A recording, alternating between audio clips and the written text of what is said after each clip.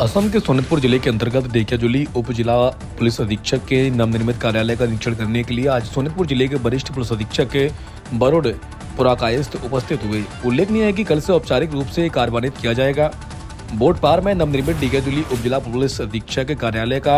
इसलिए आज उक्त कार्यालय के प्रत्येक पहलू का निरीक्षण करने के लिए सोनितपुर जिले के वरिष्ठ पुलिस अधीक्षक बरोड पुरकायस्थ के साथ ढेकियाजुली पुलिस उप जिला के आयुक्त घोतबा बोपा भी उपस्थित हुए। प्रशांत बैस की रिपोर्ट। जिला आरक्षी अधीक्षकर जी कार्यालय अहाकाइले मुकली करा हब और সেই উপলক্ষে আজি শোণিতপুৰ জিলাৰ আৰক্ষী অধীক্ষকে কাৰ্যালয় পৰিদৰ্শন কৰিছে কি ক'ব? আমাৰ কাইলৈ একচুৱেলি সমজিলা আৰক্ষী অধীক্ষকৰ যোনটো কাৰ্যালয় কাইলৈ আমাৰ শুভ আৰম্ভণি হ'ব, সেই সন্দৰ্ভত আমাৰ আৰু জিলা আৰক্ষী অধীক্ষক মহোদয় তেখেতে আহিলে, জ্যেষ্ঠ আৰক্ষী অধীক্ষক মহোদয় তেখেতে উপস্থিত হ'ল, আহি পেলাই চালে।